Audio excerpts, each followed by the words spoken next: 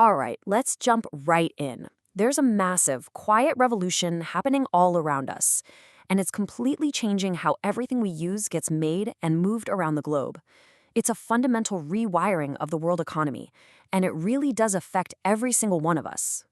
And it all kind of starts with this one seemingly strange question. Why is the phone you're holding, or the computer you might be watching this on, suddenly at the very center of a global power struggle? Well, the answer is that the invisible pipelines, the supply chains that bring us these things, are being completely torn up and redrawn. So, here's the core of it all. It's a huge shift in priorities.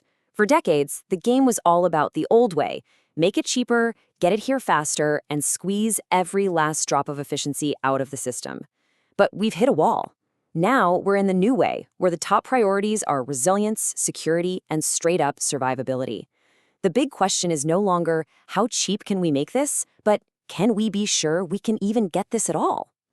To really get how we ended up here, we first need to understand the world that's quickly disappearing.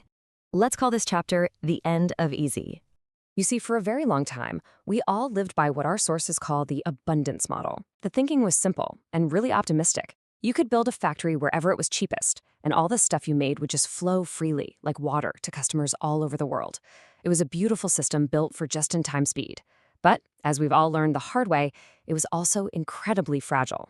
So what exactly broke that fragile model? Well, that brings us to the new rules of the game, a world where resilience absolutely has to come first. Today, if you're planning for a business, you're dealing with a totally new set of risks. We're talking about deep geopolitical divides as countries are forced to pick sides. You have trade policy that can change on a dime. Think sudden tariffs or export bans. You have more and more nations adopting go-it-alone strategies to protect their own industries. And on top of all of that, you have the constant threat of cyber attacks. These aren't just possibilities anymore. They are the new reality of global trade. Now here's the key thing to understand. This isn't just a temporary disruption.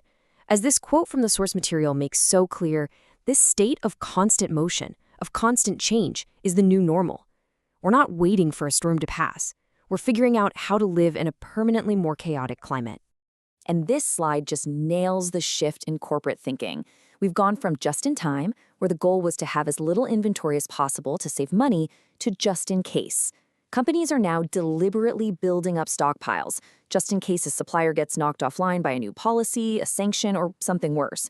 Sure, it costs more, but in this new world, it's the price you pay to stay in business. Okay, this all might seem a little abstract, so let's make it concrete. Where does this new reality hit the hardest?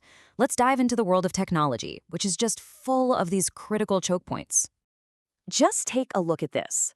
This chart shows us who makes the most advanced AI chips. You know, the brains behind literally our entire tech future.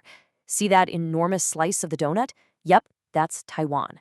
When one single place effectively holds the keys to the world's most vital technology, it creates a massive risk that keeps CEOs and world leaders up at night. And this creates a kind of zero-sum game. The huge AI boom needs tons of specialized memory. It's called HBM. As this chart shows, to make more of that, manufacturers are actually shifting production away from the memory that goes into everyday things like our phones and our cars. So the AI revolution directly leads to shortages and higher prices for other gadgets. So you might be thinking, okay, why don't we just find new sources for all these critical materials? Well, this timeline shows you the brutal reality. From the moment you even discover a new mineral deposit, it can take 10 to 17 years before a mine is actually up and running. You just can't flip a switch and build resilience overnight. It's the work of a generation. And here's a great little irony for you. The super advanced digital world of AI is getting held back by some very physical, old-school stuff. You want to build a new data center? Cool. Get in line for a few years just to connect to the power grid. Need one of those giant high-voltage transformers? That's a 2 to 3 year wait. The exponential growth of data is slamming right into the very linear growth of the physical world. So, faced with all these huge challenges, how are the world's biggest players? We're talking giant companies and entire countries changing their strategies to compete in this new environment. Let's take a look at the new playbooks. On the corporate side, things are getting serious. First, they're mapping their supply chains way deeper than before, not just who they buy from, but who their suppliers buy from. They're building up those just-in-case stockpiles. They're aggressively finding backup suppliers for their backup suppliers, and they're even running what are basically war games for their supply chains, stress testing them to find the weak spots before a real crisis does. At the same time, on the national level, we're seeing two big competing strategies take shape. The US and its allies are all in on friendshoring, that is, moving supply chains to allied countries, while also investing billions to build up factories at home. China, on the other hand, is laser-focused on achieving total technological self-reliance, trying to master key technologies on its own so it's less vulnerable to outside pressure. So what does this all add up to? Is this the end of globalization as we know it? Well, not exactly.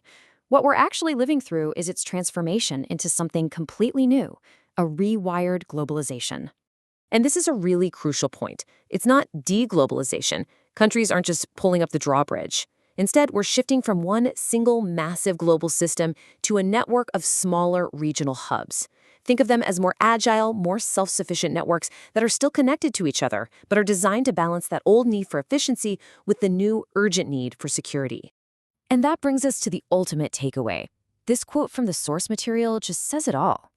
For the last half-century, the biggest question was, can you innovate? Now there's a second question that is just as important. Can you endure? Your ability to withstand a shock is now just as critical as your ability to invent the future. Which leaves us with one final big question to think about. In this new rewired world, getting more security and resilience isn't free. It could mean higher prices for the things we buy, maybe innovation that's a little bit slower, and some really complex political choices.